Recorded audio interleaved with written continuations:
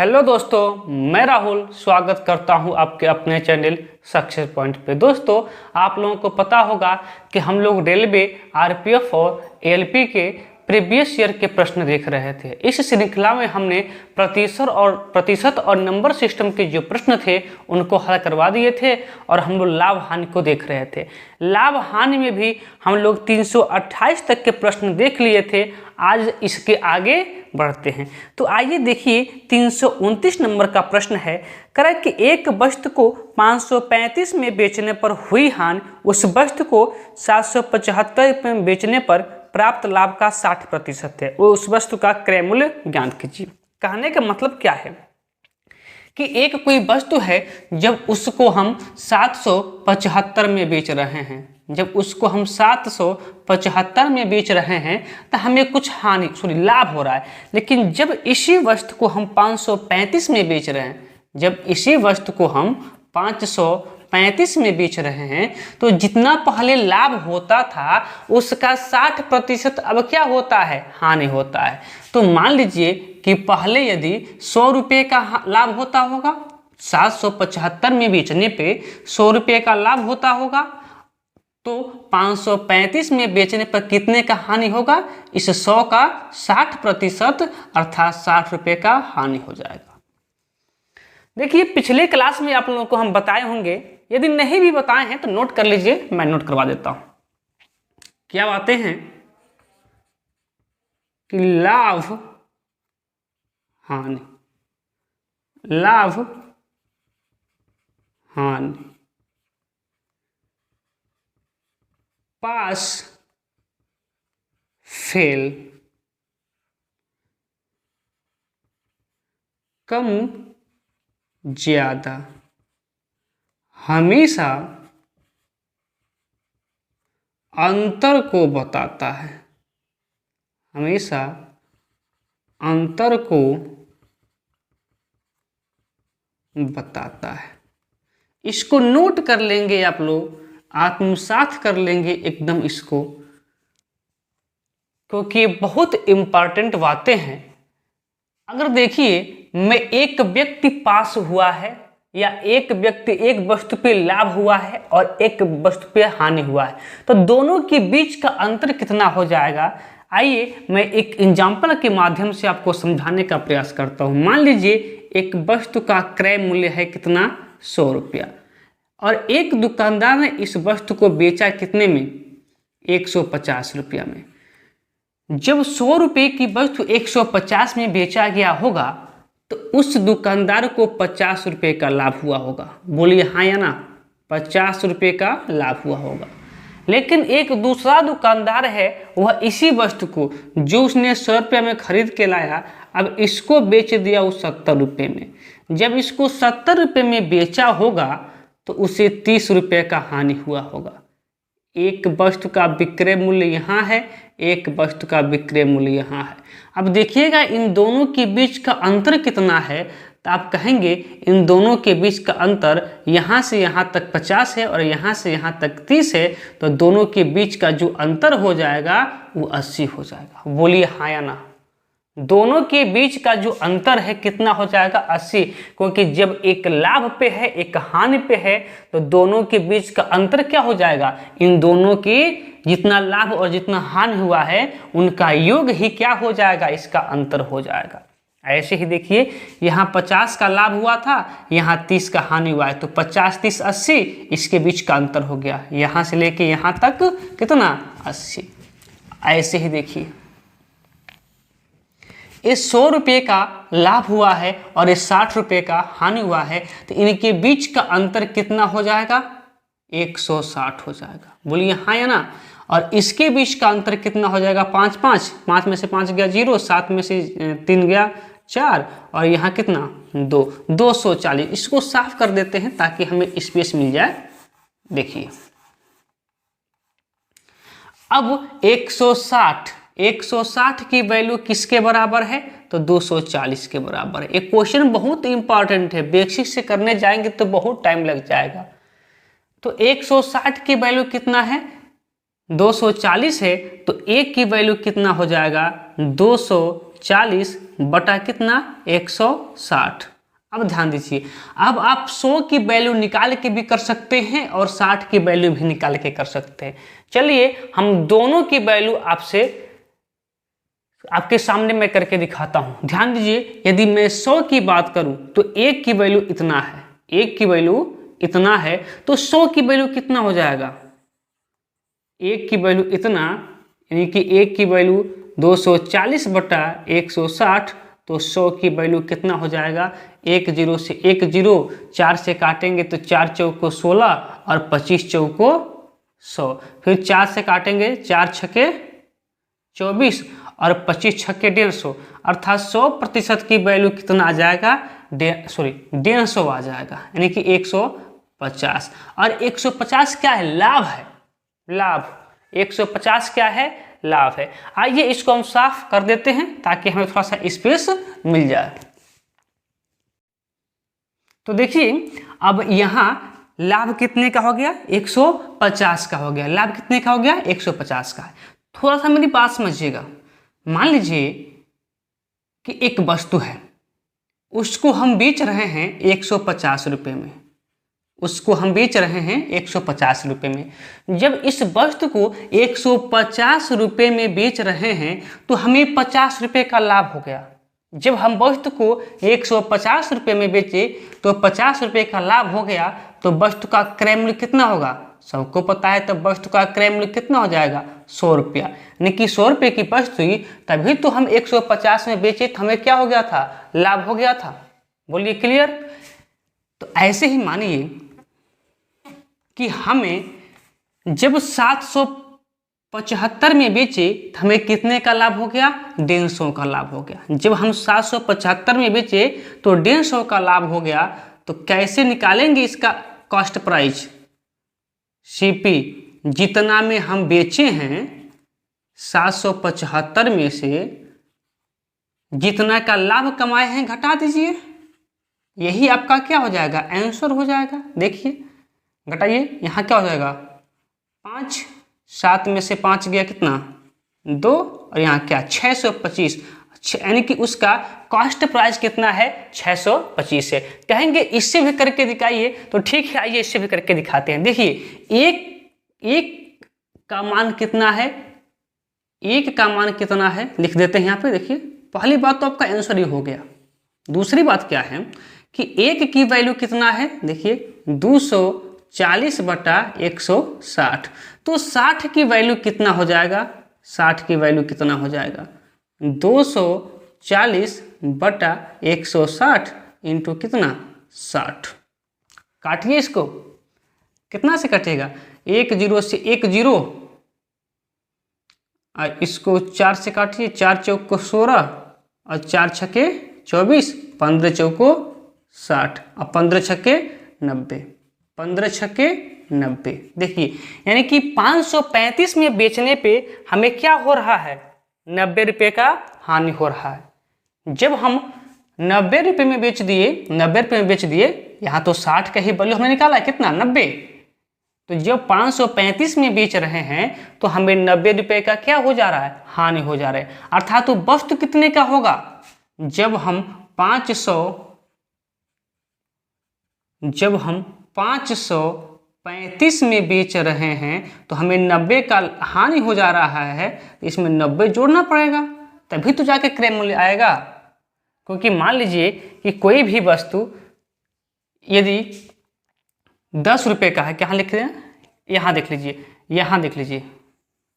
कोई भी वस्तु यदि, या यहाँ मत देखिए, आप देख लीजिए यहाँ पे, यहाँ देखिए इस बॉक्स में देखिए, कोई भी वस्तु यदि 10 रुपये का है, हमने 10 रुपये का बेचा तो हमें 2 रुपये का हानि हो गया। जब हम 10 रुपये के बेचे तो 2 रुपये का हानि हो गया। तो इसका क्रय मूल्य कितना होगा? हमने एसपी निकाला, एसपी। जब हम 10 रुपये को हमने बेचा तो हमें 2 रुपये का क्या हो गया? लॉस हो गया। अर्थात इस वस्तु को हम कितना में खरीद के लाए होंगे? 12 रुपया में खरीद के लाए होंगे, तभी तो 10 रुपया में हमने बेचा तो 2 रुपये का क्या हो गया? हमें लॉस हो गया। तो यदि सेलिंग प्राइस और लॉस दिया हो तो इन दोनों को जोड़ दीजिएगा, आपका क्रय मूल्य आ जाएगा। क्लियर? आइए तो देखिए अब यहाँ पे यानी कि ये समझिएगा कि जब लाभ दिया हो ना, जब लाभ दिया हो तो सेलिंग प्राइस में से लाभ को घटा दीजिए, आपका क्रय मूल्य आ जाएगा। जब हानि दिया होगा तो उसको सेलिंग प्राइस में जोड़ दीजिएगा, आपका क्रय मूल्य आ जाएगा। इसको जोड़िए, जब 90 में 135 को जोड़ेंगे तो आपका 600 क्या हो जाएगा, 25 आपका आंसर आ जाएगा। यहाँ भी आपका 625, यहाँ भी आपका 625 आ जाएगा। बोलिए क्लियर? यदि क्लियर है तो आइए अगले प्रश्न पे। 330 नंबर प्रश्न देखिए। एक दुकानदार एक वस्तु को 2763 रुपये की कीमत पर बेचकर 12.5% लाभ अर्जित करता है। उस वस्तु की मूल लागत की आधी कीमत की गणना कीजिए रुपए में। ठीक है, देखिए जब दुकानदार इस वस्तु को 2763 रुपये में बेचता है, कितना में बेचता है, 2763 रुपये में बेचता है, तो उसे क्या होता है, 12% का लाभ होता है। एक क्या है आपका एसपी, एक क्या है आपका एसपी सेलिंग प्राइस, कितना में बेच देता है, 2763 रुपये में। जब इसको 2763 रुपये में बेच देता है तो उसे क्या होता है, 12.5% का लाभ होता है। तो देखिए 12.5% का मतलब होता है 12 सही 1/2%, और इसकी वैल्यू कितनी होती है, 1/8। याद रखेंगे 1/8। यदि 8 रुपये की वस्तु होती तो 1 रुपये का लाभ होता। बोलिए हाँ या ना? यदि 8 रुपये की वस्तु होती तो 1 रुपये का लाभ होता, अर्थात वो वस्तु कितना में बिक जाता, 9 रुपये में बिक जाता। 8 की वस्तु 9 रुपये में क्या होती, बिक जाती। तो वही बात हुआ होगा कि जब इसको 2768 रुपये में 2763 रुपये में बेचा होगा तो उससे लाभ हुआ होगा। तो आप मुझे बस इतना बता दीजिएगा 2763 कि इतना में बेचा है तो उसे लाभ हुआ है, तो उसने इससे कम में खरीद के लाया होगा कि ज्यादा में। यानी कि लाभ कब होता है, जब हम कम में खरीद के लाते हैं तभी तो हमें लाभ होता है। जब हम कम में खरीद के लेके आते हैं तो हमें लाभ होता है, इसलिए यहाँ से कम वाला ऊपर, अर्थात हम कम में खरीद के लाए होंगे। अब काटिए इसको, देखिए तो 9 3 27, 6 तो 0 बढ़ जाएगा क्योंकि भाग नहीं जाएगी, तो 9 7 63 क्या मिला यहाँ पे, 307 इंटू कितना 8, तो फिर 8 7 56 और 8 3 24। इतना रुपए क्या होगा, उस वस्तु की कॉस्ट प्राइस होगी, दुकानदार खरीद के लाया होगा। लेकिन हमसे ये नहीं पूछा है, हमसे पूछा है कि मूल लागत की आधी कीमत की गणना कीजिए। तो उसका मूल लागत 2456 रुपये था, लेकिन ये नहीं पूछता है, पूछ रहा है कि इसका आधी मूल लागत का आधी कीमत। तो आधा की जब बात होती है तो 2 से डिवाइड कर दीजिए, आधा हो जाएगा। 12 दूना 24 और 28 दूना 56। 1228 किस ऑप्शन में है, 1228 ऑप्शन नंबर आपका 1228 option number B. Option number B क्या हो जाएगा, इस प्रश्न का सही उत्तर हो जाएगा। तो चलिए अगले प्रश्न की ओर चलते हैं। अगला प्रश्न देखिए, प्रश्न नंबर 331 करे कि एक दुकानदार किसी वस्तु के क्रय मूल्य में 42% की वृद्धि करता है और उसकी बिक्री पर 42% की छूट प्रदान करता है, तो उसे कुल प्रतिशत लाभ या हानि ज्ञात करिए। देखिए ऐसे प्रश्न आपको कई ठो हमने करवा दिया है, एक प्रश्न का तो हमने 3 नियम बताया है, लेकिन ये प्रश्न सिर्फ एक तरीके से हम करके दिखा रहे हैं, क्योंकि कई तरीके से करेंगे तो टाइम अधिक लग जाएगा। तो देखिए अब आपको हम बता दिए हैं कि एक ही वस्तु पे समान वृद्धि या समान कमी, एक ही वस्तु पे या तो समान लाभ और समान हानि जब होता है तो उस कंडीशन में हमेशा हानि ही होता है। उस कंडीशन में क्या होता है, हमेशा हानि ही होता है। तो आइए करते हैं। देखिए करे कि पहले वस्तु पर 42% का लाभ, और दूसरे वस्तु पर 42% का हानि। सबसे आसान तरीका 42% का लाभ, 42% का हानि। सबसे आसान तरीका जब प्रतिशत की वैल्यू भिन्न के रूप में न दिया हो, तो 42% का लाभ इंटू 42% का हानि, प्रतिशत के लिए क्या लगा दीजिएगा यहाँ पे 100 से भाग। अब 42 गुणे 42 अर्थात 42 का वर्ग, 42 का वर्ग निकाल लीजिए। देखिए एकदम शॉर्ट तरीका 42 का वर्ग निकालने का, 2 का वर्ग 4 लिख दीजिएगा, 4 का वर्ग 16 लिख दीजिएगा। अब जितना नंबर आपको दिख रहा है ना सबका मल्टीप्लाई कर लीजिएगा। तो 4 दूना 8 और 8 दूना 16, एक अंक छोड़ के आप 16 जोड़ दीजिएगा। कितना होगा 4 6 7 1। तो 42 का वर्ग कितना हो गया 1764 डिवाइडेड बाई 100। जब नीचे 2 गो जीरो है तो 2 अंक के बाद दशमलव लगा दीजिएगा, अर्थात 17 दशमलव कितना 64%। और हम बताएं कि समान वृद्धि समान कमी या समान लाभ समान हानि, इस कंडीशन में हमेशा क्या होता है तो हानि ही होता है, अर्थात 17.64% की हानि होगी। मैं ऑप्शन की बात करूं तो ऑप्शन नंबर सी क्या होगा, इसका सही आंसर हो जाएगा। अगला प्रश्न देखिए, प्रश्न नंबर 332। करें किसी वस्तु को 545 रुपये में बेचने पर उस वस्तु को समान दर से 485 रुपये में बेचने पर प्राप्त लाभ से 60% अधिक हानि होती है। उस वस्तु का क्रय मूल्य ज्ञात कीजिए। देखिए अभी जो हम लोग 329 नंबर प्रश्न पढ़े थे उसका सेम कॉपीराइट प्रश्न है। जिसको भी वहाँ समस्या हुआ होगा यहाँ उनकी समस्या क्या हो जाएगी, दूर हो जाएगी। देखिए करें कि जब 785 में वस्तु को बेच रहे हैं तो हमें जितना लाभ हो रहा है 545 में बेचने पे उसके 60% हमें क्या होता है, हानि होता है।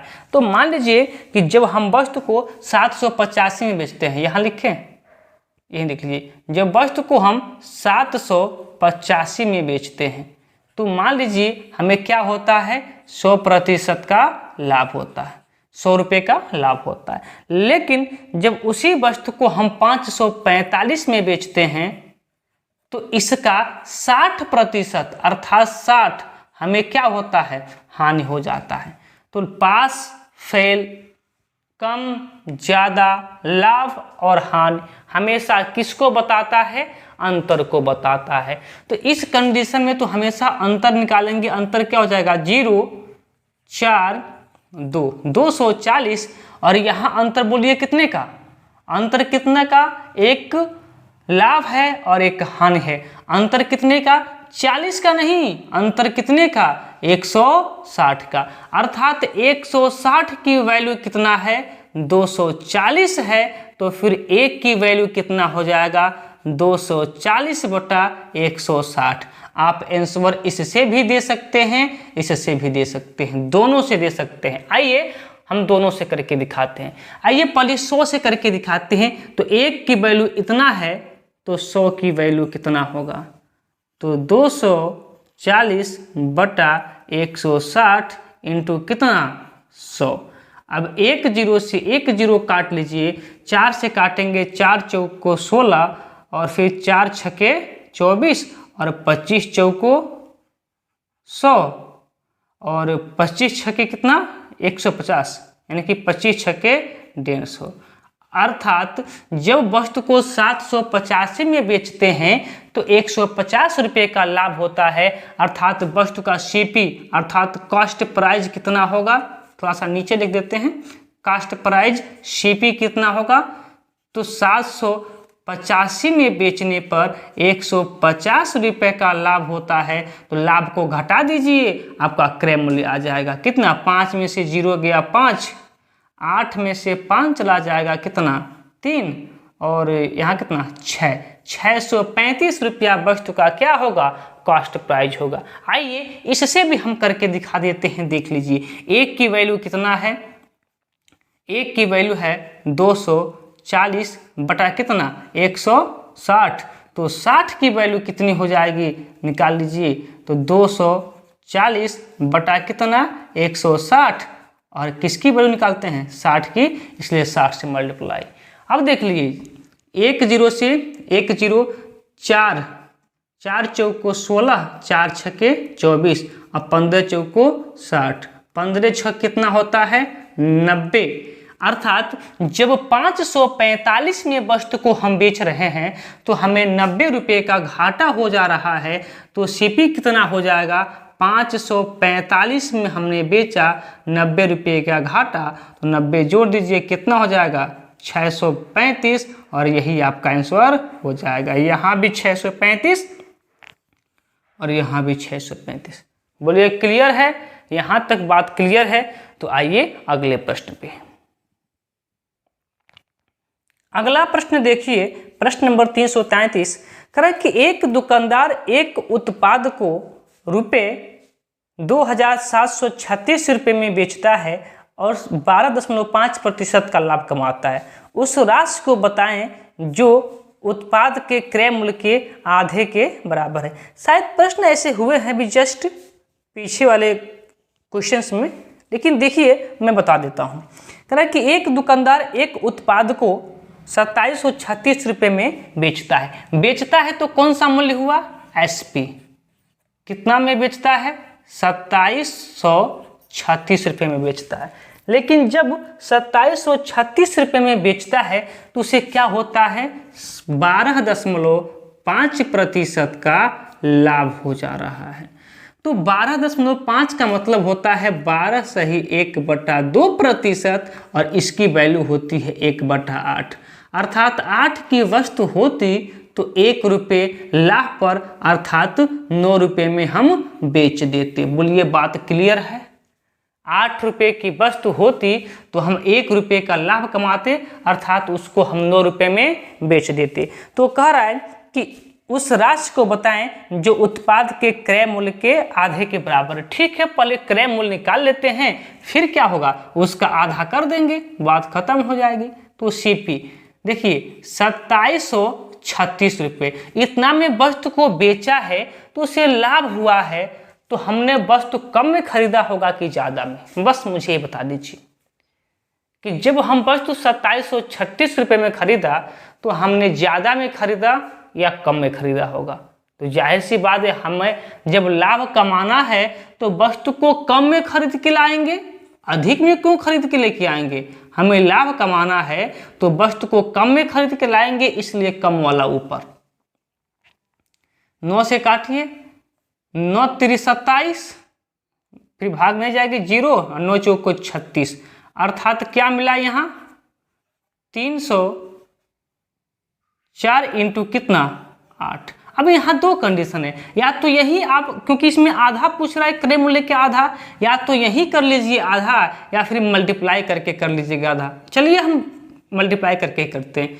तो 8 3 24, सॉरी 8 चौको 32, 8 चौको 32 और 8 3 24 रुपये। एक क्या है इसका क्रय मूल्य है, लेकिन हमसे ये नहीं पूछा है, हमसे इसका आधा पूछा है। तो हम क्या करते हैं इसका आधा कर देते हैं। तो 12 दूना 24 और 16 दूना 32, 1216। अर्थात ऑप्शन की बात करूं तो ऑप्शन नंबर ए क्या हो जाएगा आपका सही आंसर हो जाएगा। बोलिए क्लियर है? क्लियर? तो चलिए आज यही रोक देते हैं और इसके आगे के प्रश्न को कल कंटिन्यू कर लेते हैं। चलिए आज के लिए बस इतना ही।